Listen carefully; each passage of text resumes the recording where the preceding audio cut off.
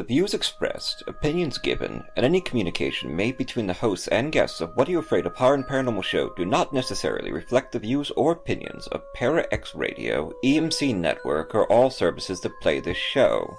The hosts and services are not responsible for the actions of their guests, and the original rights of all intellectual property is retained by the creator, and all work is used with either permission or Creative Commons license. The show is for entertainment purposes only.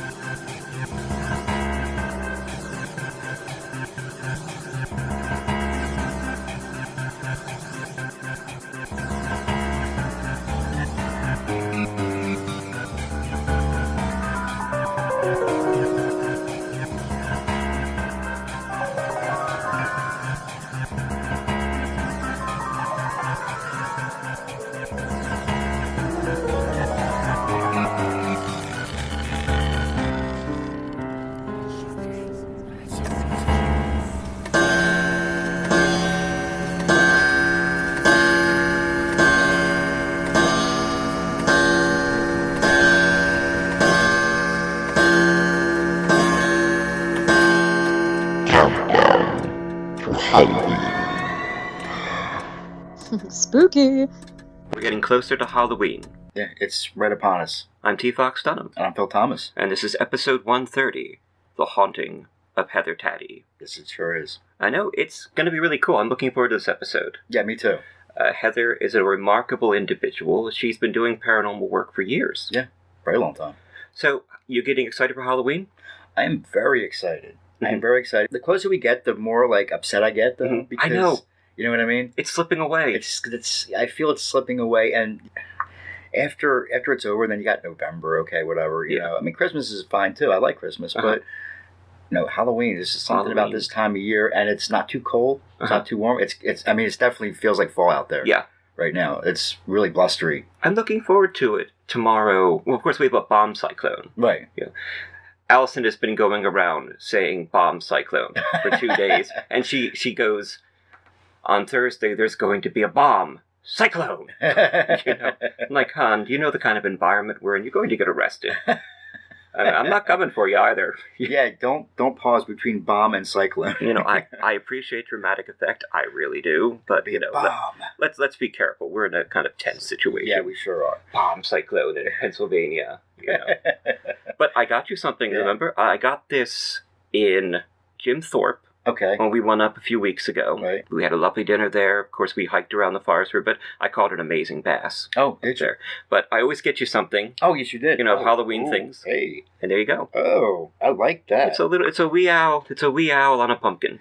Bethany Lau design. Ooh. Yeah, not nice. That is. I like it because this is very vintage. Yeah, isn't it? That's what I knew you'd like the vintage thing. It's very vintage looking. I love it. This looks like it's from 1950s? 30s, 40s, 50s, somewhere in that range. Exactly. Within that 30-year span. It's an owl wearing a witch's hat on top of a pumpkin. Yes. That's so cool. That's great. You can't beat that. Thank you so much. Well, you're welcome. That is incredible. I know you celebrate Halloween like I do, so I'm always glad to fill your obsession. I love it. I'm going to hang it up as soon as I get home. Wonderful. Yes. And hey, who knows? This could actually double as a Christmas tree ornament. It really could. So I might have to put it on my tree come December. Great idea, Phil. Right? I love it. But we are Phil and Fox, What Are You Afraid of Horror and Paranormal Show on Parax Radio on Friday nights at 9 p.m. And check out our amazingly improved website at www.whatayouafraidofpodcast.com for all of our episodes, 130, plus our line of ghost stories with audio narrative components. You can read the ghost story or you can listen to it. Mm-hmm. We put music behind it, sound effects. We have a lot of fun. But you can also find new articles up there, like your article on the Halloween movies. Yeah, I did a review of all of them, except for the zombie ones. Yes. The Rob Zombie ones I did not do. Because he just can't. I couldn't. I didn't, and also I haven't seen all of them all the way through. Right. Either one of them. Oh, you can't get through it. I can't get through them. I'm sorry. I understand. And I've seen all the other ones many times, except for Resurrection, which I've seen only maybe once. Right. Enough to be able to leave an honest opinion of it. Yeah, I gotcha. But it's up there at www.whatyourafraidofpodcast.com. And, of course, I'll be doing another one on the zombie films on Amazon Prime. Mm-hmm. Seen some really good ones so far. What have you seen? It was one called Here Alone. Here Alone. That was quite good. I'm watching a French one from Canada called Refuge. Okay. That I'm really enjoying. Refuge. But we are counting down to Halloween 2019, and we have Heather Taddy on the show, and I'm all excited for this. I just watched the episode of Angel. You know, I watch Angel, the Vampire with that Soul. Oh, yeah. It was the one where Fred gets hollowed out by an ancient demon. Okay. So I'm all feisty. I'm all feisty this episode. So nice. So Heather Taddy's noticeable enthusiasm for the odd and unknown landed her a role as a field investigator and documentarian on 4 seasons of A&E's Paranormal State. While studying film in French at Penn State, Taddy was inspired to join the world-renowned PRS after attending a college lecture by Lorraine Warren. A year later, she would find herself working alongside the legendary clairvoyant, helping families across the U.S. It's incredible. Mm-hmm. Yeah. And Taddy has teamed up with the UFO researcher, investigator, and former law enforcement officer Chuck Zukowski on a journey to search for definitive proof of UFOs along America's alien highway. Moo.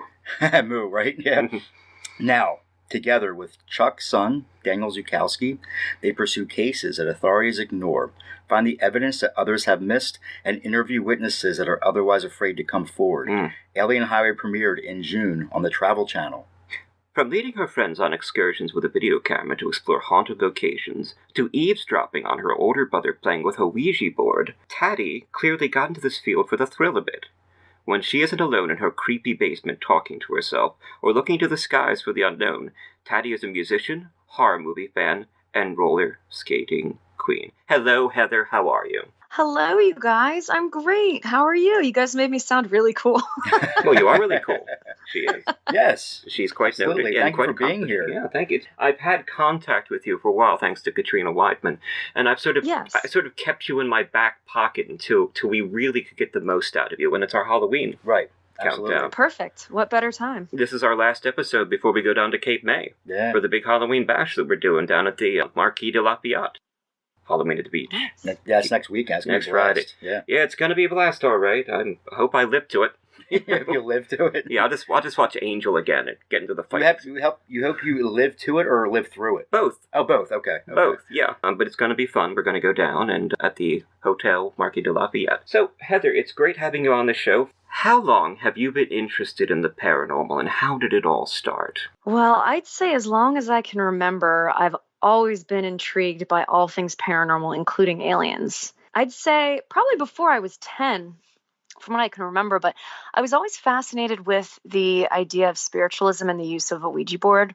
Just the idea of being able to communicate with someone who had passed on just to find out, what really happens when we die. That has always been something I wanted to learn more about. I grew up with an older brother who's 10 years older than me, and him and his friends would always be playing with a Ouija board, and I caught on to it, and I would literally eavesdrop on them while they played just by peering through a crack in the door and then just hearing all of their stories. And I noticed that it really frightened them. And I was just from then on, I just became intrigued with the Ouija board. So I started holding my own Ouija board sessions in my parents' basement with my friends, get a group of friends together, light a candle, try to see what we can find.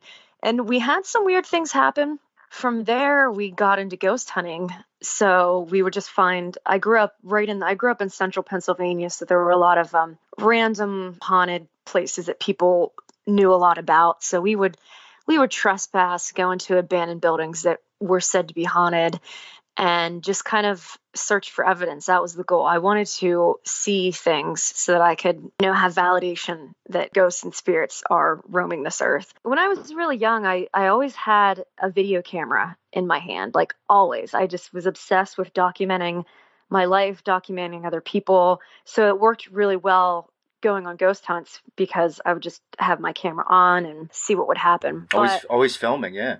Right. Yeah. And that worked out on Paranormal State. On Paranormal State, I became the team documentarian. So I always surrounded myself with weirdos, anything weird, which I'm sure you guys can identify. Most people in this field are, the same way. But I, of course, too, I read a lot about Ed and Lorraine, who definitely, I'd say, were leading figures on this topic, which you guys can probably agree with.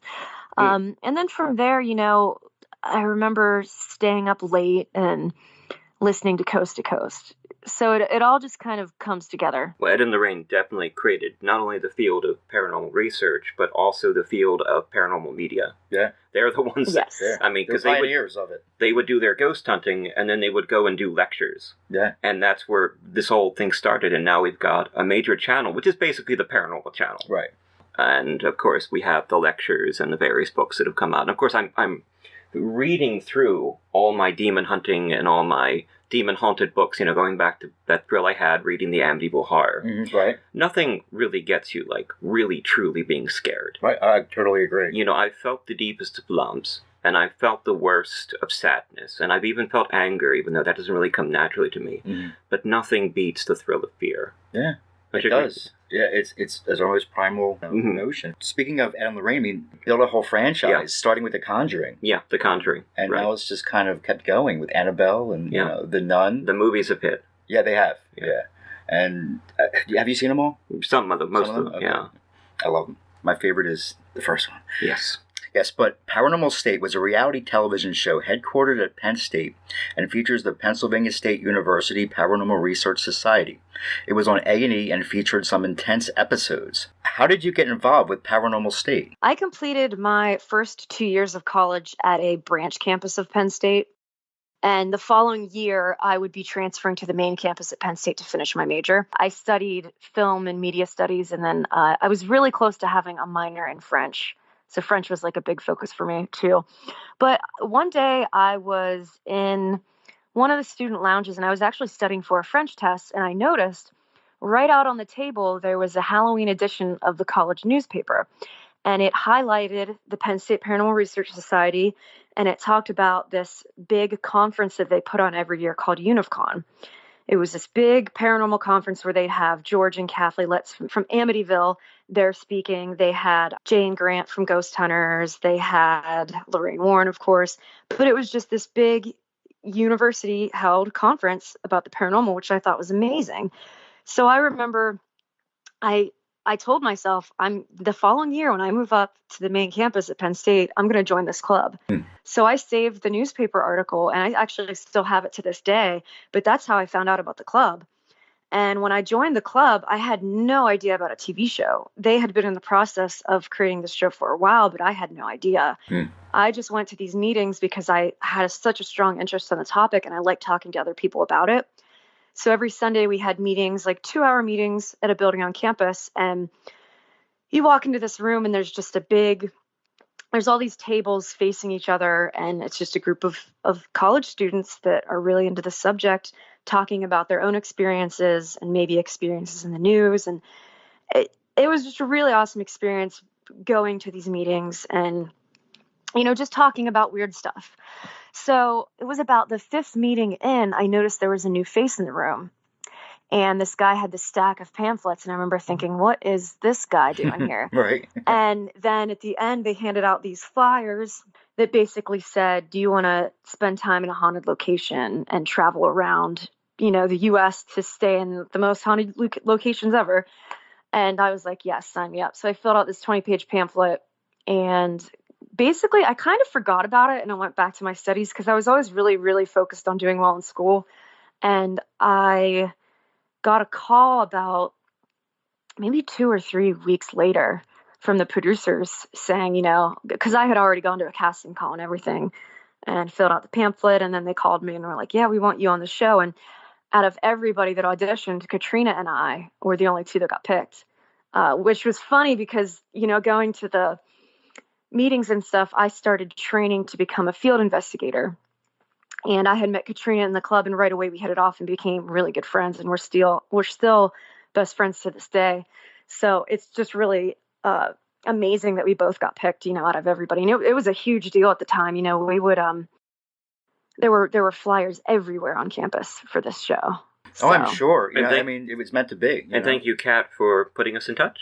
Yeah. Yes. As she said, I would like to introduce you to Miss Heather Taddy. She always says Miss. Miss, okay. Miss. Yeah, she does. It's quite fun. Listening to you and your mind has been open since you were younger. That's pretty obvious, and you've had a connection to these things, a connection that you had that you wanted to explore and understand more. And of course, it's a lot easier to do that now than it was 25, 40 years ago, when all you had were these ancient and highly dramatic occult books on the shelf. Right. Or stuff from Hans Holder on occasion, or the Amityville Horror.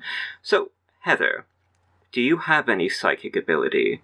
And how does being psychic or psychics help your investigation? Well, I have zero psychic ability. I've never been able to tap into that. I wish I could. I think that that's an amazing gift to have, and I know that we all have it. It's just knowing how to use it. But I have seen the use of a psychic be really beneficial on investigations, of course, depending on the psychic that you choose. Other times, I've seen it hinder investigations. Clients who have consulted psychics before having, a team of investigators come into their house, a lot of times the psychics weren't very good and would put ideas into their head that would maybe worsen the situation and create hysteria. So I've seen that happen. But I mean, it was really cool in Paranormal State when we'd have Michelle and Chip and CJ Sellers come in, and we would blindfold them. They would have no idea where they were going. We would pick them up from the airport. They wouldn't have any details on the family or the home or what was happening there. And to just sit in tech and watch the walkthrough of the psychic and watch the psychic hit on these points where we're like, how did they know that? That's a pretty amazing thing to happen. They just walk through and then piece everything together, and we're like, how did they know that? Yeah. Well, so it sounds like they're paranormal warriors, all of you guys. Yeah. Yeah. Do you know who's another paranormal warrior? Angel, the vampire with us. Right. I get obsessed. And psychics, you got to pick and choose with psychics too. You do. Sometimes you never know, right? Yeah, we've had some bad stories. Right. I always hear about that. Well, this psychic came through, said you have 10 ghosts. They always give names, as if details are gonna enhance the thing, and they do always see in details in stories make us believe. Did I ever tell you this story? It's 30 seconds, but okay. My aunt went counting. Went to a psychic, okay, and this is for both of you.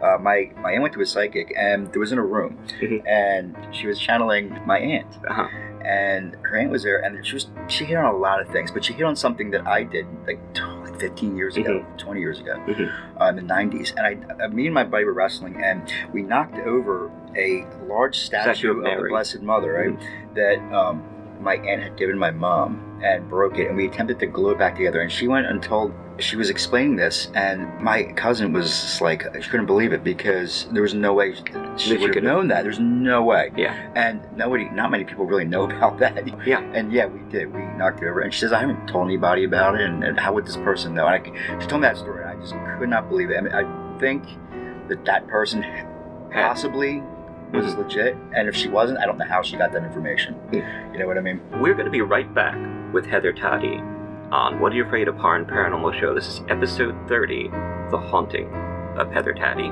on What Are You Afraid of? We're on ParaX Radio Friday nights at 9 p.m. And you can check out our website, our amazing new improved website. I'm going to flaunt that because I improved it. It is very much improved. Thank you. You can see it on your phones really well now. Yes. And I'll tell you, since I did it, the numbers have shot up significantly. Yeah, it's so streamlined on the phone now. I mean, and your Halloween article there got a bunch of retweets and likes on Twitter last night. So I'm glad you did that. I'm going to have to do some tweets tonight too. Please. Yeah, please. Absolutely. Get out there and flaunt yourself, because you're all you got. Well, you got me too.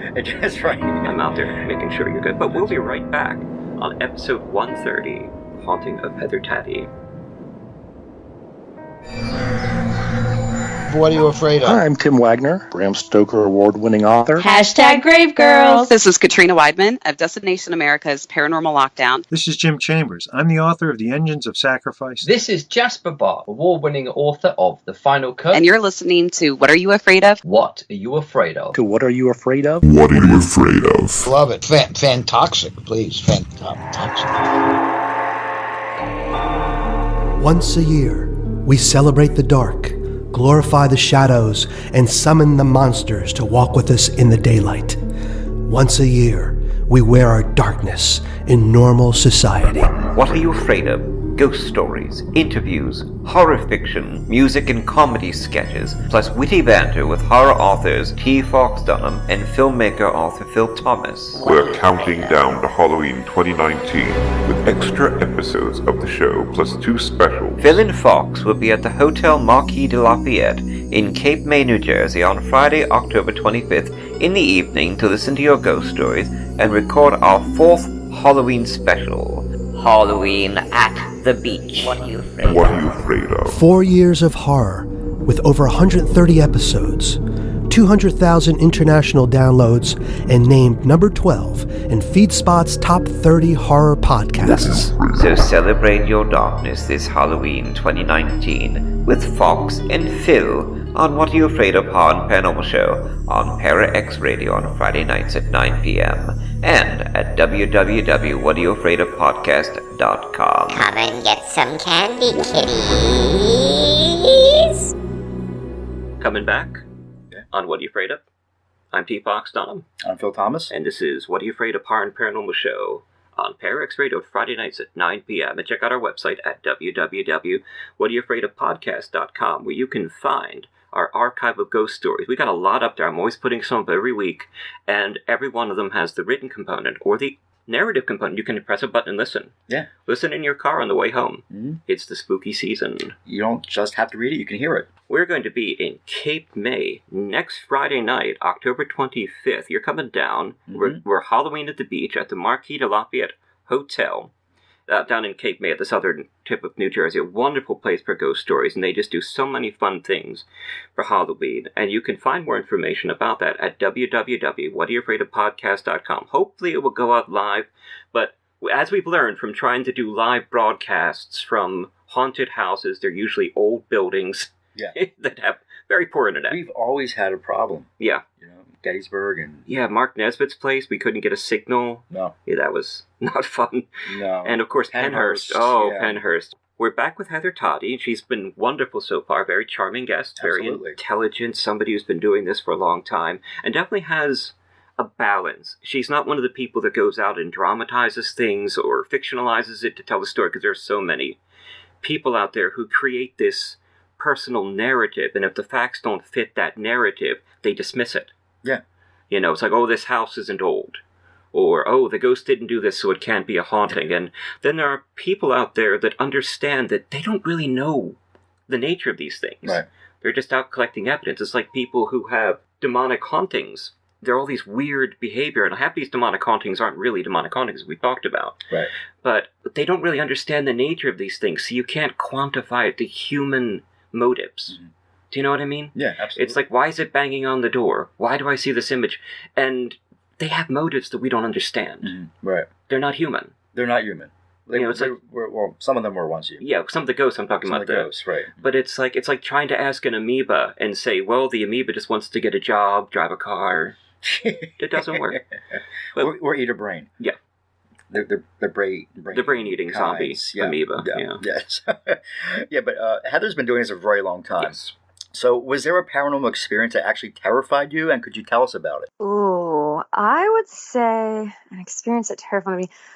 On Paranormal State, I believe it's season 3, we had an episode. It was titled Church of the Damned, and it took place in a church in Topeka, Kansas. There were 3 caretakers that were living in this church to do renovations, because the church had been abandoned for a really long time, and they were trying to make it into a community center and get it back to being a functional church. And the activity was so bad in this church that they had to halt renovations. Especially they noticed activity increased when they had the boiler taken out. Okay. So we had found out that a former preacher, had killed a little girl in the boiler room, and then he hanged himself on the 3rd floor. And the clients, they heard a lot of footsteps on the 3rd floor. They heard children. They always had that feeling that they weren't alone. And like I said, the church had been abandoned for 10 years. So homeless people had lived in there, and there were rumors of occult activity. And I believe in the episode we talked to some people that were involved in something that happened in there. But overall, the basement area and the downstairs bathrooms and the gymnasium were they just had a really negative energy. And the one caretaker, that he wouldn't even go down there ever. Like, for any reason, he refused to go down there. So while we were there, we did some investigating, and keep in mind, this is in the middle of winter, and a lot of there was no heat in this church. except for the one room that the caretakers had lived in. So we were freezing. Right. I feel like I remember it was like the coldest I'd ever been in my whole entire life because a lot of the windows were bashed out. But Ryan and I were doing dead time, and we were going down into this basement area, into the bathrooms, where it was one of the most active areas. And I remember I had my camera, and I was filming this cabinet because there was writing on it. And I think the writing just said something like property of Chapel Hill Church or something like that. Mm-hmm. But Ryan was standing in the bathroom or the doorways to one of the showers. And as I was reading this, I was filming, I was panning my camera across these cabinets. And all of a sudden, out of the corner of my eye, I see something with force grab Ryan from behind and pull him back. Wow. And he had his camera filming, so we had the footage from this happening. And it just looked like it literally looked like something grabbed his jacket and pulled him back, and he fell. He fell back. And it was really intense because obviously there was nothing behind him that could have done that. It was such a small area. The way that I saw him being pushed back, it was terrifying. Yeah. And his reaction, I mean, he was silent for the next 20 minutes. He wouldn't talk to anybody. I can imagine. Wow. Yeah, I don't think I would either. Yeah. Yeah. Did he explain to you, did he ever explain to you exactly what he experienced when that happened? He explained it to us a little bit, and you'll see that in the episode, but he kind of didn't really go into great detail. But he was really adamant about finishing the investigation. And I remember Chip being like, no, don't finish it. We need to figure out what just happened. Right. It was intense, man, being in that room. And I mean, I was right there. I saw it. Yeah. It was crazy. That's incredible. That was kind of scary then. Yeah. It's spooky. Yeah, I would be, if that happened to me, I'd be traumatized. Yeah. Yeah. Well, I don't know. I'm sure Heather has grown some calluses. I'm to that sure. Sort of thing, I'm sure, yeah. But it's amazing. I talk to seasoned paranormal investigators who have been doing it for 30 years, and stuff still scares them. Oh, yeah. There's, like you were saying, primal reaction. We have a fight or flight response. Right. A lot of people say it doesn't believe. A lot of people defend against it by pretending it doesn't exist. Right. And I get that. Yeah. I mean, like I always say, we're not paranormal investigators. No, we're not. We're parajournalists. Right. We focus on the story. We're both authors. You're a filmmaker. Right. We're here supporting our careers and helping a lot of other indie authors and filmmakers out there. And of course, we get to tell fun ghost stories along the way. It does seem that there is some sort of primal response, and if we have an evolved response to these things, that means that nature has been seeing them for millions of years. Mm-hmm. If it hadn't, we'd have no feelings whatsoever towards this. We've evolved towards ghosts. Yes, we have. And eventually, that's a very good point. Yeah, because we respond to them, we recognize them, we feel them, and there's a collective history and oral tradition from generation to generation warning about these things. We've evolved to fear spiders. I mean, exactly. You got it. Yeah. So the evolution of ghost stories. I don't know why I don't like spiders. I have no idea why. Because they'll poison you. I know that I don't. Yeah. Even if they're not poisonous. Well, I don't like trucks. They'll run you over. Yeah. You see that? Yeah. But this is What Are You Afraid of? Horror and Paranormal Show on ParaX Radio on Friday nights. This is episode 130, The Haunting of Heather Taddy, and we are counting down to Halloween 2019. Really excited. I baked that apple cake. Oh, did you? Oh, that was wonderful. Oh, wonderful. Yeah, of course, you always mix your baking apples. You went sweet and tart. You went granny apple, and these were piñata. Oh, really? Yeah, great baking apples. I'm going to make some chili. Please. I'm making some chili soon. Yeah. Oh, good. Use turkey. Yeah, a turkey chili. Oh, turkey's wonderful. Turkey? Okay, yeah. What are you guys being for Halloween? Exhausted. That's a good... I was David Pumpkins. Yes, you were. The last couple of years. I don't know if I'm going to recycle that. David Pumpkins, the SNL. Tom Hanks, Saturday Night Live. Yeah. Big character. Guy in a pumpkin suit. Yeah. No, actually, pumpkins all over. Tom Hanks' characters. I bought this costume. He did. It's great. I wore it. I'm putting it up on the website. It's bright orange. It's ridiculous. It's bright orange. It's got all these pumpkins all over it. And, I don't know if I'll recycle that. I might do something else, too, though. What are you going to do? I have that wonderful crow mask. The crow mask, yeah. That I got for Pennhurst. And on the other side of this, I write a lot of non-horror stories, and as a member, I'm a member of the Horror Writers Association, so I write a lot of horror fiction. But I also do a lot of science fiction, a lot of literary work, Salinger, Hemingway type stuff. But I also was a medical historian. Right. For years, I was down at Pennsbury Manor in Washington's Crossing here, and I did 17th century medicine, 18th century medicine, bloodletting, the four humors, the wonderful stuff they did with mercury during the 1920s. Okay. So I've always liked to go as a plague physician. They had those masks. Plague doctor. They looked like giant crows, but really they were sealed in leather. And they had these masks with goggles. They would burn incense in their long noses because they believed the disease was caused by foul air. So you would drive like the term malaria is actually mal-air. I have a very elaborate, expensive plague doctor mask. Do you? That I use in a film. It's like this long. Oh, wow. It's like 2 feet. Yeah, it goes How'd way it out cost to here. It was like over $100. Bring it to Cape May. Yeah, I mean, I'm saying you can use it if you that'd want. be lovely. I would love that. But mostly, I am a cook and a baker on Halloween. Right. I'm doing a pumpkin cheesecake. Yeah. I love you've had my cheesecakes. Yeah. Yeah, pumpkin cheesecake. Trust me, his pumpkin cheesecake is incredible. Thank you, Phil. Yes. It's a custard, so you have to cool it a certain way. You actually put it in the oven and put it into a thing of hot water. You actually heat it on the stove and then pour it in. And then when you're done cooking it, you open the oven and let it cool for a couple of hours. So it sets, like any custard would. And that's the secret to Fox's pumpkin cheese. Yeah, you never want me to ever attempt that, because I probably would thoroughly screw it up. Well, I'm going to bake you and your mom some... it would come out terrible. I'm going to bake you and your mom some soft pumpkin cookies with the chocolate chips. Oh, nice. And hopefully some pumpkin scones. Great. The scones are why I got into this baby. Yeah. Ice cold butter, put in a food processor, chop it up. Your scones are great. Very little moisture. Yeah. So anyway, this is... You're making me hungry. Yeah, I've been told that by a lot of our guests, actually. I know Katrina does some cooking stuff, and we were talking about doing one in New Hope together. I just want to actually go have a nice dinner with her in New Hope. Yeah, so Katrina and I have gotten into our baking stuff before. Anyway, this is What Are You Afraid Of? Halloween Baking with Phil and Fox and Heather. We're going to pause now to play a short story that I did for Monsterthology II.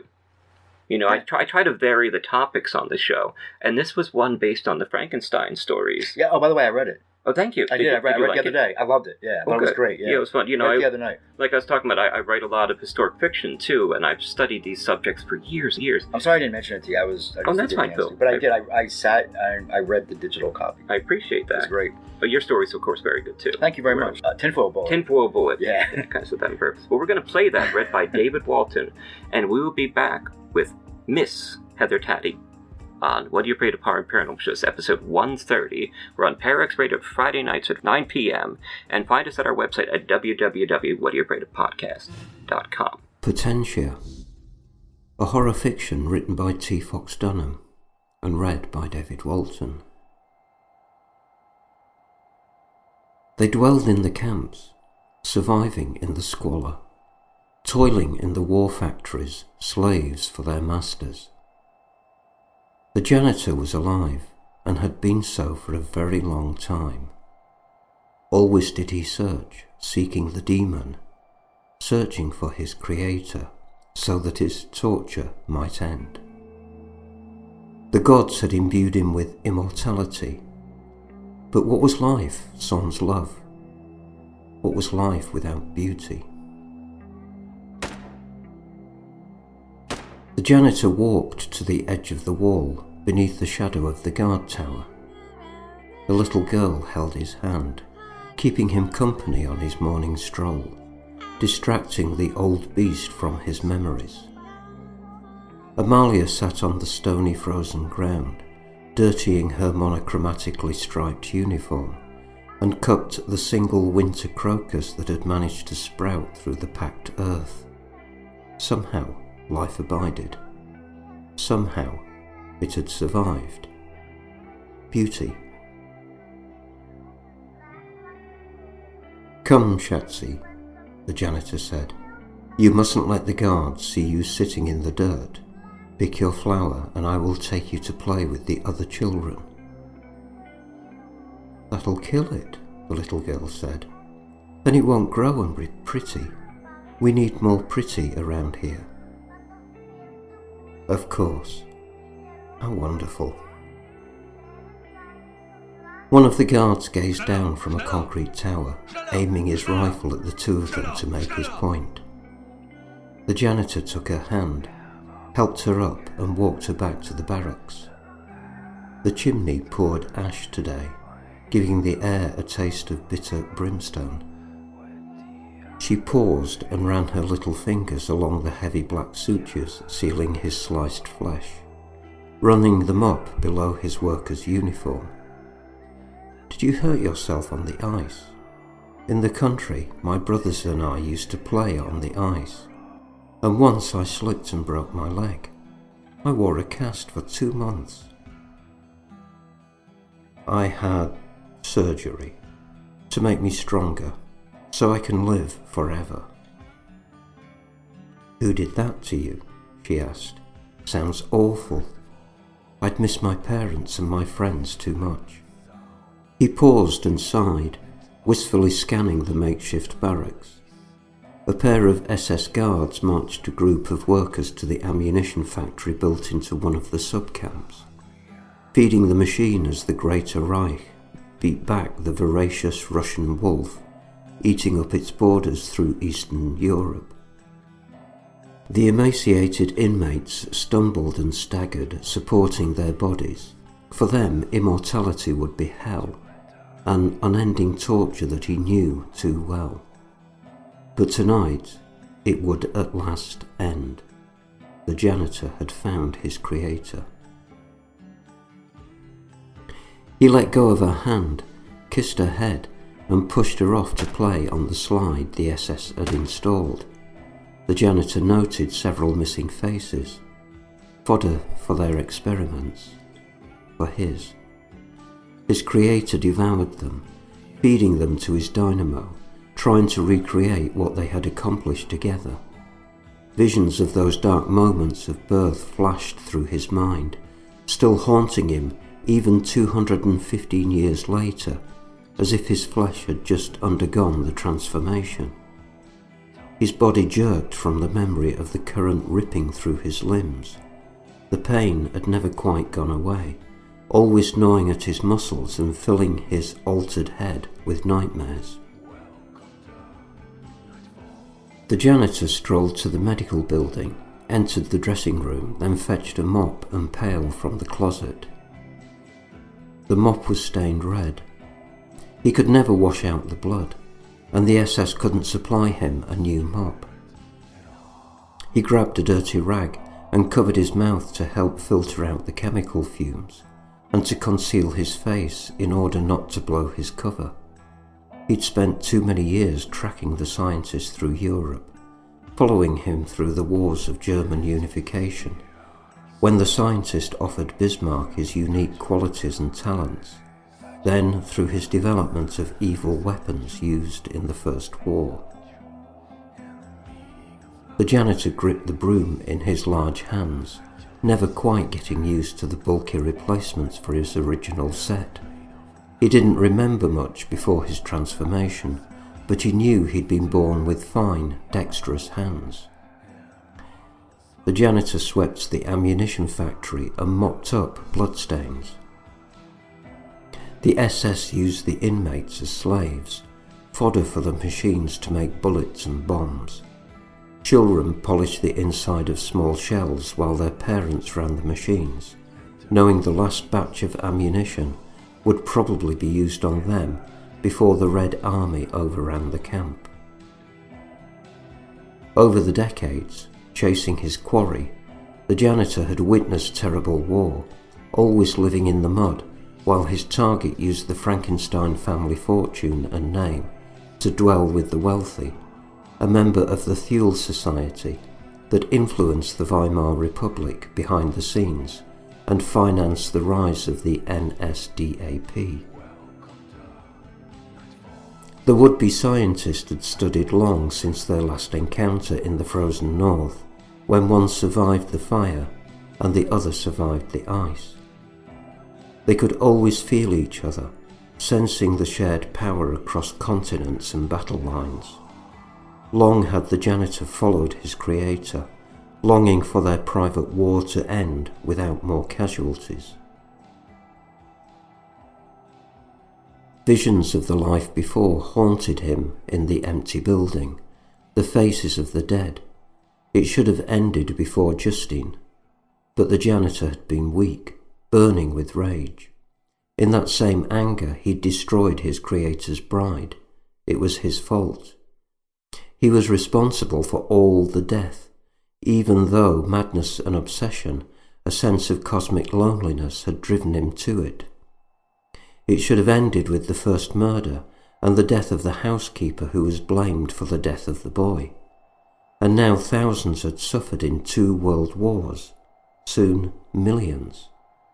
The janitor would have no more death upon his paws and claws, nor would he allow his creator to continue his terrible and fantastic alchemy, giving his twisted science to the SS. This he swore. The janitor finished his rounds in the factory before the next shift took their places at their machines. Next, he carried his cleaning tools to the medical labs built into a special set of barracks in the east of the camp. The main door swung open, signalling the end of their daily toil and butchering. The janitor sealed his face with the rag and mopped the red syrup from the floor, cleaning around 2 gurneys. Sheets covered the bodies and faces of the test subjects, and he gagged on the acrid smell of burned hair and flesh. Chemical vapours burned his throat, mixing with the metallic aroma of ozone wafting off the copper coils and lodestone erected in the centre of the lab. Generators in the adjoining lab fed electrical power to the dynamo, and at times he lost himself in the past, remembering the labs where he'd been made and forged. Here, once again, such madness churned. He was close now, and soon he'd finish his mission. It had been easy to trace the scientist. He'd taken the role as janitor, a lower-class servant that no one noticed, and soon he had access to SS files, requisition forms, status reports of experiments. No one noticed a man sneaking into a concentration camp, and after tattooing a number onto his wrist, the janitor surrendered hope, quickly fitting in with the rest of the inmates. He mopped closer to the dynamo, studying its components. First checking over his shoulder, he dug out a book of diagrams from a rack littered with jarred human organs, then examined the design, so similar to the machine that had imbued his body with immortality. "Put that down," an SS officer said, holding a pistol at him.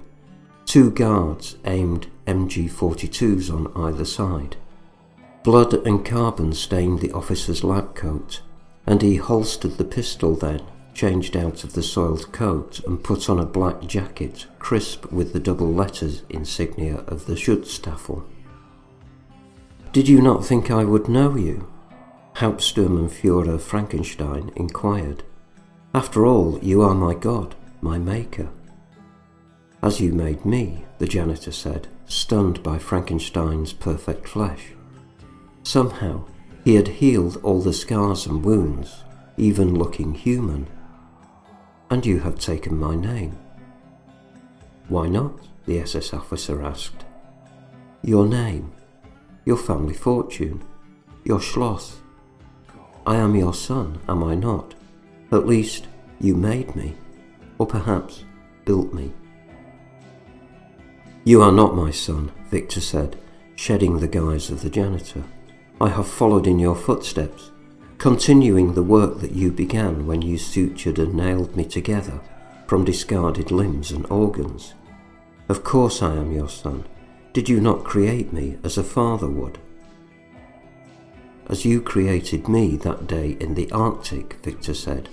"I fell through the ice, floating in the ice-cold waters for days, but through some cruel trick of fate, Captain Walker discovered me and fished me onto his boat. There I fell into a deep sleep, so deep my biological functions appeared to stop. I woke several years later in a shallow grave and clawed my way to freedom. It was then I discovered our bond, the Potentia that imbued a collection of misbegotten parts with life, creating you, my demon, my bane, had through adjacent contact imbued me with the same immortality, linking us through eternity. That is how I knew you to be here, Victor, Albsturmführer Frankenstein said. Though I would not have recognized you in your patchwork body, we have both changed. Frankenstein unbuttoned his uniform, demonstrating his smooth skin, free of scar or blemishes. My research through the SS has yielded some interesting results, building on your work, of course, my brilliant maker, though the final element still eludes me, and the hour for Reich grows late. Victor looked over his own chunky limbs, scars and sutures, remembering the pain of wounds suffered during the Great War. Limbs and organs became fungible, and if a shell blew off a leg, he simply harvested new parts from plentiful volunteers lying dead in the trenches. Not much of the original man, of the real Victor Frankenstein, still remained, though the hate still burned, keeping him going, always reminding the original him of his mission, his guilt. This has to end, Victor said. He slipped off his apron and scarf, shedding the guise, no longer needing it. Though he appeared as his creation, he was still Victor Frankenstein. What I was, my obsession. I have chased you from the icy north, through foolish wars and impoverished lands, while you endeared yourself to the military, selling your secrets to create new weapons. Now you promise the Nazis eternal life, yet fail to deliver. I have seen the error of my ways, my hubris, and now it is time for both of us to end, taking our curse with us. He studied the dynamo, determining the proper cables to drain the Potentia from them both, the negative and positive charges that surged equally through them. All he had to do was join them both in a circuit, then ground them through the dynamo. The earth would ground the power, draining it from their bodies and leaving them as vacant husks. However, having come so close, he could not move. The SS guards would cut him in half before he could configure the dynamo. Still, he had one bargaining chip.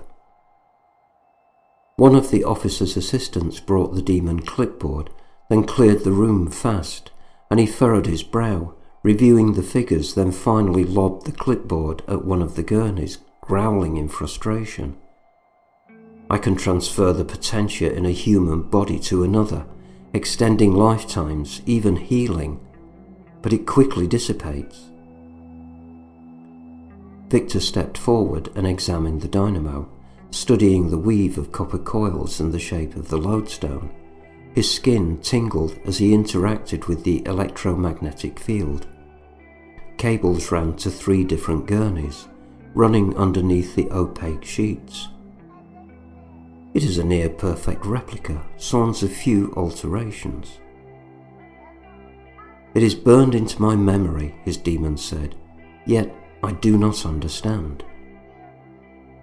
When I created you, my demon, I drew not from other life, but from the raw forces of nature, of the cosmos, that once imbued biological matter with life. This power sparks the first eternal spark passed from life to life, but you need it raw. For this we must draw from the sky or earth. You must show me how, the demon said. I was a fool, Victor said, and everyone I loved suffered because of my madness. Leave us, the officer ordered the SS guards, who clicked their heels and marched out of the lab. I am so close. Show me the formula, set the equipment. Never. Still, he was close. Perhaps his errors could be corrected. They had both learned so much since those primitive times. Victor, we could bring them all back. Elizabeth, your fiancée, your friend Henry, and all who died in the wars. Mud and squalor, buried in the filth of the fields of France, and all those poor wretches ground under the heel of the SS. I have watched you in the camp, seen the love you have for them. I do not understand it, but you could save them if you would. So many choked or shot, so many children in the cities crushed beneath the rubble. At this moment, our V2s drop death all over London, even as the Allies fight our forces in Belgium. It will never stop, but we have the power to end it. End death. All you need do is help me configure the dynamo. Victor considered it.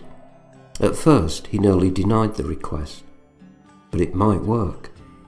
Without death to fear, perhaps humanity would no longer fight. He could lead them out of the darkness and give them the gift of fire, finally overthrowing the petty gods on Olympus. Charge the dynamo, Victor ordered. Reverse the polarity. His demon obeyed and opened the power from the adjacent generators. The core hummed and sung, and his skin tingled. Victor giggled from the euphoria. Feeling pulled towards the dynamo, he left his demon to set the generator and followed the cables to the corpses, preparing to disconnect the spent flesh. Some cables dangled free, ending in spikes that had been driven through skull and flesh, but he required more free leads. Victor yanked them free from the first body, ripping apart the skull against the barbs in the spike. He cleaned the leads, then moved to the second, concealed body. Victor pulled back the sheet, so giddy he nearly didn't notice, and gripped the spikes fused into her head. Then he looked upon the pure visage of the dead child, recognizing her. Just hours before, they had played together outside the barracks. His Amelia. He had used her up, spent her like a vial of chemicals sans regard of her life or spirit. She had refused to pluck the flower, but his demon had harvested the child ripe and ended her life with no regard. The dynamo thundered behind him, quaking cement floor, shocking Victor through his chest. "Come, Herr Doctor," his demon said. "They mean nothing. We will be like the gods. Potentia." Victor brushed away her hair and refused to yank out the cables connecting her to the machine. "Ja," he said, "as Odin and Thor, cruel warriors." Victor picked up 2 free cables and dragged them back to the dynamo. His demon stood before the core and eyed his maker. "How do I know I can trust you?" Hauptsturmführer asked. "Haven't you longed for this moment?" Victor said. "To stand with me shoulder to shoulder, 2 accidental immortals asserting their birthrights. Your birthright. Haven't you longed for me to love you as a son and honour you as blood?" Victor's demon twitched, obviously moved through struggling to maintain emotional control. Victor knew it would reach his creature. He spoke from his own longing, the same desperate need that had driven him so long ago to achieve the love of a careless and soulless man from whom he had sprung. "I know how you have suffered." "You are not my father," he declared. "You cobbled me together from rubbish, a patchwork man. Nothing of me is connected to you, not brain nor blood. Yet we are bonded by the primordial potential we share. Such is why neither of us could die alone without the other. We are complete now, black and white, positive and negative, light and dark. You need your father." "I have never needed anything from you," Victor's demon said. "Then why am I not dead?" Victor asked. "You wanted me here to witness your triumph. Such is destiny. And finally, I can see my failings after all these years. I burn with pride for you." The demon's face cracked, betraying his guarded emotions. I have come, and you shall suffer no more. And we shall be gods, controlling who will live forever. The pure, the strong, a true race of Übermensch, not the weak men and their Führer. Ja, Victor said, tightening his grip on the cable and running his fingers over the sharp lead, cutting his skin with the barb. Who will be worthy of life forever? The officer turned his back and opened the circuits to the dynamo. Blue sparks and silver arcs radiated arrays from the core, lighting up the lab with raking plasma. Then he awaited the answer from his creator and was thus rewarded. Victor stabbed his neck through the collar of his black SS uniform, burying the spike deep into his spine. The creature flailed and struggled to rip the cable free against the barb securing it in his neck. "What have you done?" the demon howled, rage and betrayal whipped from his mouth. "Mein Vater." He spoke as a wounded child. "It will never be her," Victor said, "the child who saved the flower. She will always be too weak to be saved." Victor braced himself, then drove the second cable into his neck. Pain crushed his skull, surging through his body, but he willed himself to continue, finally finishing this. How he longed for the peace of oblivion. Since long ago he had shed his soul. Victor adjusted the flow of the current, reversing the polarity, opening the well of power within them both to the rapacious ground. He opened his mouth to speak an apology, but both vacant husks collapsed. The dynamo sputtered, then exploded into a storm of sparks. Weeks later, beyond the notice of the dead and soulless, the SS buried any evidence of their horrific experiments in the Black Forest, trying to conceal evidence of their inhumane crimes. Armies devoured their fleeting empires from the edges, crushing the Third Reich as an idea that humanity shed. There would be no place for old monsters and older gods in their new world. A child opened her frozen eyes and moved her stiff muscles, finding the strength to push her way out of the pile of bodies and up to the light. She got to her feet, brushing away the dirt caking her striped uniform, and walked towards the sun, growing stronger with each step. With sharpened senses, she could smell the fires of a nearby village within a day's walk. As she strolled, she pondered who she was, if she had a name or a mother, or had the earth birthed her deep in the forest. There was a kind man, she spoke, discovering a soft voice. I will always be kind. Always, ever. As she walked, she avoided each violet winter crocus, for what was life without beauty?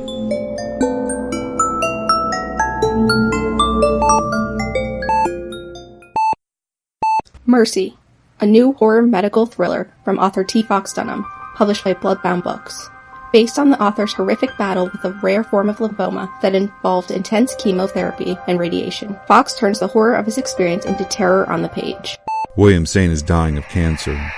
On most days, death seems like a humane alternative to the treatment. Stricken with fever, William is rushed to Mercy, notorious as a place to send the sickest of the poor and uninsured to be forgotten, and finds the hospital in even worse condition than his previous visit. Willie's memories faded. He grabbed his sack head, the sack head of the scarecrow, picking at the exposed chicken wire to hold them in. However, the memories fell out of the holes in his face. They wormed and crawled from the leather flesh and the old clothing of the scarecrow, then squirmed and wiggled down his body. The grounds are unkempt, the foundation is cracking, and like the wild mushrooms sprouting from the fissures of decay around it, something is growing inside the hospital. Something dark. Fangoria gives Mercy 3.5 out of 4 skulls. Dunham has channeled his many brushes with the other side into the exquisitely rendered lyrical supernatural hospital thriller Mercy. It's feeding on the sickness and sustaining itself on the staff, changing them, and now it wants Willie. Come now, Mr. Saint. Just a little more of that sweet milk. So salty and so good. You won't miss it. And we ever do so like our delicacies here at Mercy Hospital. Part medical horror, part supernatural suspense, Mercy is a hard-hitting fever dream of a novel. I enjoyed the hell out of it. Tim Wagner, author of The Way of All Flesh and Eat the Night. Available from Amazon, Barnes & Noble, and bookstores everywhere in both print and digital versions. Life is an addiction. Let go. Let it all burn. On October 25th, 2019, What Are You Afraid Of will be performing the show at the Hotel Marquis de Lafayette in Cape May, New Jersey. Join the hosts that evening before they perform to tell them all about your supernatural experiences. For more information, visit our website at www.whatareyoufraidofpodcast.com. For reservations and event information, contact the hotel at their website, marquiscapemaynewjersey.com, or call at 609-884-3500. And come out and see us this Halloween 2019 in Cape May, New Jersey. Listen for the episode on ParaX Radio at 5 p.m. Eastern Time on October 26th, or find it at our website, www.whatareyoufraidofpodcast.com. ParaX. We are back. It was Frankenstein. It was great, Box. I love it. Thank you. It was a good little story. I wrote that for Alan Russo to help him out with his anthology. I've been writing for him for years. Yeah, you were in the first anthology, too. Yeah, I was in a bunch of them. Yeah. He always comes to me for a story. Yeah. And, I don't make much money out of it, but like Joe Lansdale, you have to be giving with your work when you get successful. Yeah, you do. I 100% agree. But we are back with Heather. Heather's been telling us all about her experiences as a lifelong paranormal investigator, starting with Ouija boards and dark sounds and leading up to a phenomenal television career. Of course, we had Chuck Zukowski on the show in the summer. Moo. We always said moo with him. Yeah, because that's how he told us how we remember his name. Yeah, it's like moo, like a cow. Moo, yeah. So we go moo every time I got to see how he's doing. That's right. Actually, what a neat guy he was. Yeah, he's very interesting, isn't he? Yeah, and very entertaining. Yeah. Too. Yes, and I mean, definitely. You have to be more than just a paranormal investigator. You do have to have a stage presence. Yes, absolutely. Because you're out there for two reasons: to collect paranormal stuff, but also to entertain. Yeah. And that's a line we cross. It is a show. Yeah, it is a show. You got to get out. You have to have a stage camera presence. And what's amazing is every paranormal group that starts now, their end goal is to get on telly. Mm-hmm. Right. They do documentaries, they do their own web series, and it's like the end goal for any paranormal investigator now seems to be to get onto a channel and do a show. Yeah. Which is, why not? Right. So, Heather, we were talking about demons earlier. In fact, I've been reading an interesting book from Keith Linder, and he did the Bothell House, or the Poltergeist of Washington State. And I've been talking to Keith, and he has some very interesting stories that happened to him at the Bothell House. I know there was a lot of controversy with that. There always is. Heather, we often talk about the nature of demons. It's something that's fascinated me since I was a boy, since reading Amityville Horror and my grandmother's cabin in Maine. Boy, that was a spooky place. In Stephen King land. Right. People define demons as a non-living entity with evil intentions. Usually it's to absorb energy or destroy the people they're haunting, and it's usually a heart-rending battle of good and evil. So, are they all just dark, ex-living spirits that people are dramatizing, or are there real demons in the world? I have always believed that there are real traditional demons from what I was trained in PRS for, but I remember on a lot of our earlier demonic cases, Katrina and I were still training, and at that time I remember Ryan wouldn't let us go on certain cases because they were serious, but I remember my first, investigation that would be considered demonic was the I Am 6 episode. Yes. Okay. Which was definitely very memorable for those who have seen Paranormal State. And, going into it, I wanted to go, obviously, to help the family, but I'm a very positive person, and in those situations, I think that positive energy can really help. I remember being in their house, and you can just feel the negativity, around you. It's a whole different story than doing like a regular classic haunting. It's very different. And very threatening. Oh, God, yeah. Because often I find that ghosts want to communicate, but demons want to hurt. That's right. And that's what I've been seeing in all of this, and they do frighten me. And I'm afraid that one day we're going to get involved in one of these things and I'm going to bring something back with me. Right. It's like I almost feel like we should do a white light ceremony. I do pagan belief system. Well, luckily we're not investigators. So threshold's low. My wife would get really mad at me. Yes, she would. Allison would not have a good time with this, like we would. Well, we almost went to that one place, remember? Yeah, the house in the woods that was supposedly haunted by a dark demon. presence. Yeah. Yeah. And you just wouldn't. I was like, I'm not going, man. Go. I'm like, Phil, come on. You don't produce this show. You don't know how much hard work this is. Honestly, if there were a demon in the house, I would be terrified. I wouldn't want it to hurt anybody, but I'd have a microphone. I'd be doing an EVP. I'd be like, speak to us. Mm-hmm. Yeah. Speak to us now. What are your intentions? How long have you been haunting families? I hate to say it. I know we're making light of it, and some terrible things have happened, like to Keith Linder here. And he's fighting hard to get his story told. But it's a cool book. And, of course, I read a lot of various books. I just read one from Melissa George.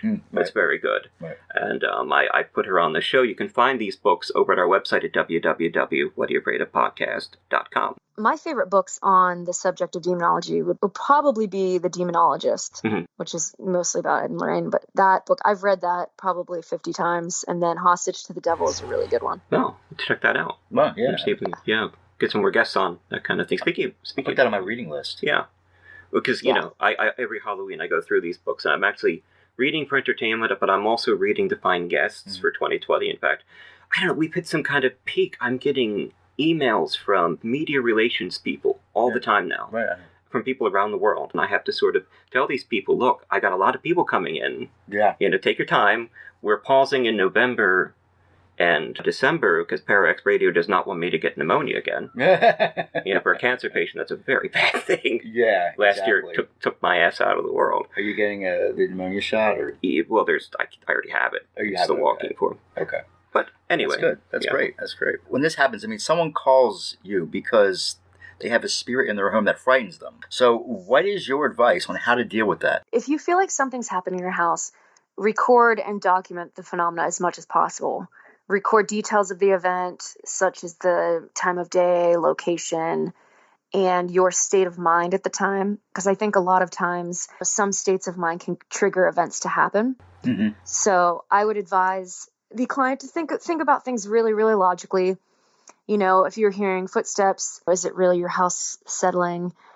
Disembodied voices, is it the acoustics of the location? Try to rule out everything but the paranormal. Right. Roll that all out first. Yeah. And if you have witnesses, get their testimony before you tell them what you saw. And just the most important thing to me is to document everything.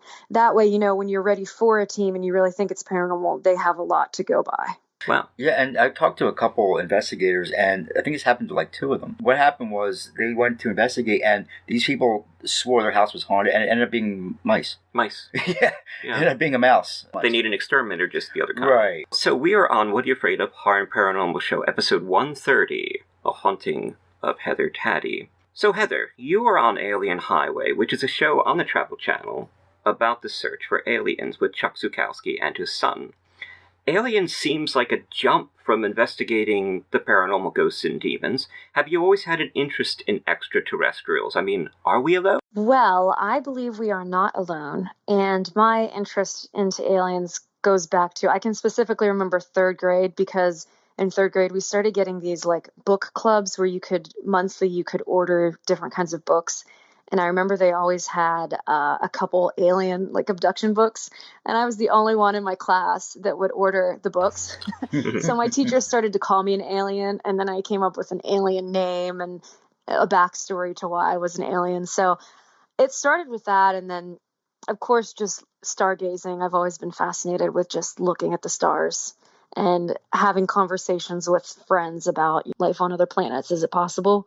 But I'd say the interest in aliens goes back to third grade. That's really cool. She got into another show. They definitely have a pool of talent there. Yeah. And that they're using, and it's nice to see. And Chuck's an incredibly fun guy. Oh, he is. He really is. I gotta get in touch with that. I gotta say hello to everybody that's been on the show. We've just had so many people on the show because it's been an exploration of people. That's what we do. Mm-hmm. We're authors. We explore the people. And something I tweeted the other day, it's not so much the hauntings that interest me. It's people's reaction reactions and interpretations. Yeah.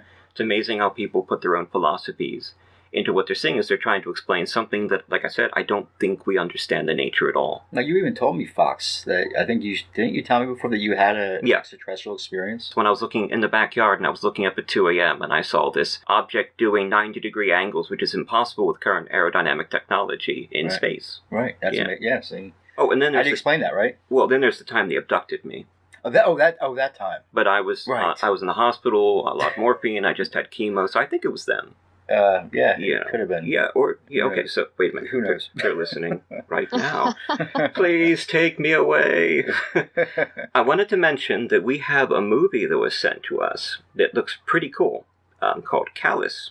It was a director who did it, Ahmed Alamin. Have you had a chance to see it? I watched some of it, yeah. Did you? I think it's over an hour. It's right? So, I watched maybe half hour of it. What'd you think? I'm going to finish it. I like it. Is it good? Have you watched any of it? Yeah, some. Some of it, yeah. I'm so busy this time of year. I've got the show to do, I've got baking to do, I've got writing deadlines to hit, and of course I have to watch Angel. Yes. The vampire. And The Flash. With The Flash. Oh, God. Yeah, it was last episode. The Flash. We have to close the episode. The Flash is coming on. My wife's going to go crazy. But yeah, we're going to talk about the movie next on our Halloween special. Yes, we are. And this is What Are You Afraid Of? Well, we're going to pause here to play a song that Miss Heather Taddy had played. She plays bass. And this was from a band in Pittsburgh. It's a punk kind of rock kind of thing called Glowworm, and this is Lull. And we'll be right back on What Are You Afraid Of? Horror and Paranormal Show on Parax Radio, Friday nights at 9 p.m.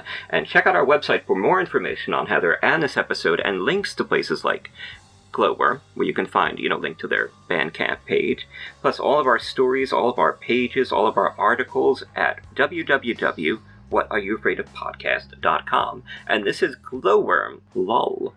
We'll be right back. I'm Shauna. And this is Victoria. And we're geeks from exploring the paranormal with Geeks Paranormal. And you're listening to What Are You Afraid Of? With T. Fox Dunham and Phil Thomas on parax.com.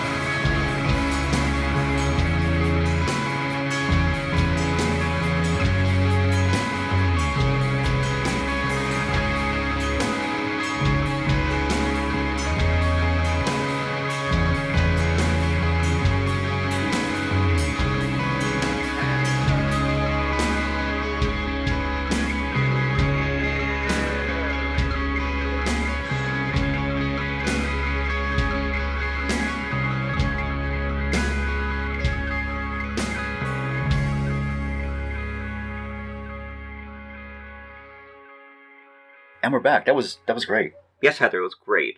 So you play the bass? I do, yeah. I grew up playing the violin, and then probably around high school, I got sick of the violin and decided to play the bass. That's quite a change. That's funny. I played violin in grade school, and I got sick of it, and I picked up guitar. You picked up guitar? It's tough. It's a really tough instrument, but I mean, once you learn the violin, you can play any string instrument. Exactly. Well, that's very cool. Exactly. Well, Heather, you're a virtuoso. That's wonderful. I don't know about that. I think so. I think it, and she's modest too. Yeah. Yeah. So, yeah, Heather, we talked about your most terrifying ghost experience, or one of the things that stick out in your mind. So what is your favorite ghost experience? Like the one that changed the way you perceive the other side? My favorite ghost experience? Wow, I would say, honestly, all of them are my favorite because I feel like I learned something new from each experience. I learned something new on every investigation. So it just brings me back to how I got into this subject just for the thrill of it, not knowing what's going to happen.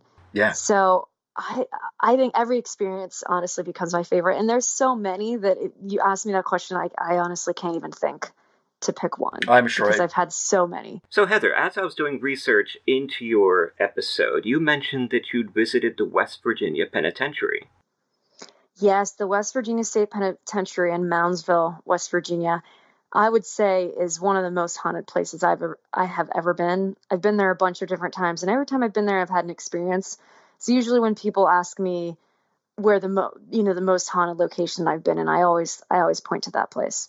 From 1899 to 1959, 94 men were executed at the prison. Hanging was the usual method of execution until 1949, when 85 men met that fate. The public could actually attend the hangings, which was public until 1931, but on that date, Frank Heyer was executed for murdering his wife when the trapdoor beneath him was opened, and his full weight, you have to prepare these nooses. Right. During the Nuremberg trials, when they were executing the top Nazis, they messed up with the weight and the rope ratios, and they were actually beheading people. And this is what happened. He was decapitated, so they stopped bringing people in, and then they started using electrocution, Old Sparky. Now, the haunted attraction that happens there is called the Dungeons of Horror, and paranormal groups and enthusiasts go there, and it's considered to be one of the most haunted prisons in the United States. So ours is more haunted, Eastern State. Oh, God. Yeah, Philadelphia Pride. Right here. But the ghost stories have been originating since the 1930s, and they include the prison occupying the old standby and native burial ground, and former guards seeing phantom inmates and a shadow man wandering the premises, as well as unexplained noises, voices, and cold spots. It's considered to be a place of residual haunting, caused by residual suffering. I mean, they had some terrible devices of torture. Right. Like the shoe fly, where they would spray this hose in your face and lock you in place, or this whipping device, and just these horrible things of torture that you read about in horror stories. Can you tell us about a single experience you had there, Heather? Yeah, well, on our episode of Paranormal State called Darkness Falls, we went there, and each investigator had a challenge where they had to go someplace alone and kind of test their level of fear. And my chosen location was the Sugar Shack, which is one of the most haunted areas because it was pretty much unsupervised, and the prisoners would go down there, and there was a lot of drug use, murders, people were raped, just a really horrible place to be alone. And when I went there, it was set up like the haunted house attraction. Mm-hmm. So I just had my camera. No one could reach me on walkie. I was the most isolated for sure. So I had to walk through this whole thing. And I went through it a couple times because I could not find my way out. But the whole time I was there, I felt like something was following me. I heard noises. You just feel really uncomfortable there. And then another time I went, I was filming a web series, and we actually, when we were reviewing footage, we caught a shadow man. Another investigator had caught the infamous shadow man that they see by the cafeteria door. We thought we caught that on camera, and it's pretty amazing footage. Incredible, the shadow man that they talk about. Heather, it's been great speaking to you, and I want to know, besides your wonderful role on Alien Highway, what's on the horizon for you? Any cool projects you want to talk about? Well, I'm trying to figure that out right now. I'm trying to figure out my next plan of action. I'd like to create a new paranormal show because I feel like I'm bored with what I've been seeing, and I feel like there's something that hasn't been tapped into yet. So I'm trying to figure out a formula for a new paranormal type show. So other than that, I'm still doing events. I have an event coming up in Greensburg, Pennsylvania on November 9th and 10th at the Conference on the Unexplained. Right, I saw that on her website. Right. Yeah. So, I'm just preparing myself for Halloween and figuring out my next move. That's great. And what's your website? I'm getting that built right now, so it's not ready. But it will eventually be heathertaddy.com. heathertaddy.com. She's got the name. And you can find links to Heather at our website at www.whatayouafraidofpodcast.com. You can find a page on this episode and all of our episodes going back 130 episodes. We're nearly at 200,000 direct downloads, and of course our large Para X audience that loves us for 4 years now. Oh, yeah. We've been doing this. They've been wonderful. They've been great. Really thank you, Para X. And thank you for Rebecca for worrying about my health and forbidding me from doing a show, which I don't know if I'm going to be able to do. We've got too many people coming in to come on the show. We'll see what we can work out, I might slow down a little bit and, take care of myself. I'm supposed to do that. I don't get that. I'm like one of those supernovas. I can't stop burning. I know. Yeah, you're right. Yeah, you just keep moving. But Heather, it's been wonderful speaking to you, and thank you so much for coming on the show and making Halloween 2019 a wonderful experience for us. Yes, it's been great. Thank you guys for having me. It's been great.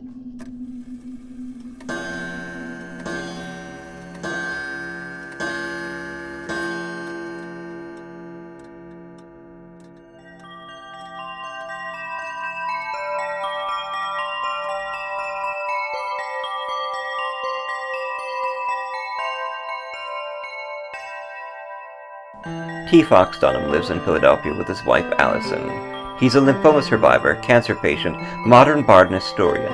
His first book, The Street Martyr, was published by Gutter Books. A television series based on the book is being produced by Throughline Films. Destroying the Tangible Illusion of Reality or Searching for Andy Kaufman, a book about what it's like to be dying of cancer, was released from Perpetual Motion Machine Publishing, and Fox has a story in the Stargate anthology Points of Origin from MGM and Fandemonium Books. Fox is an active member of the Horror Writers Association, and he's had published hundreds of short stories and articles. His motto is Wrecking Civilization, one story at a time. Find out more information at www.tfoxdunham.com. Phil Thomas is an author and screenwriter from the suburbs of Philadelphia. His screenplays have been produced into 2 feature films, False Face and Always from Darkness, and are available in major retailers such as Best Buy and Target, as well as availability on Netflix and Amazon Prime on demand. His screenplay, 3 Tunnels, was a semi-finalist at the LA Screenplay Competition. He is a member of the International Association of Professional Writers and Editors, and he currently writes for Cultured Vultures, Game Skinny, and BloodyDisgusting.com. He formerly held the position of Senior Marketing Manager at Eternal Press, and was a journalist for Patch, where he wrote a daily tech column covering the latest electronics and gadgets. He lives in the suburbs of Philadelphia, and is currently working on his second novel, Worst Afterlife Ever. The views expressed and the opinions given by the individual host and their guests do not necessarily reflect those of Para X, its affiliates, or its sponsors.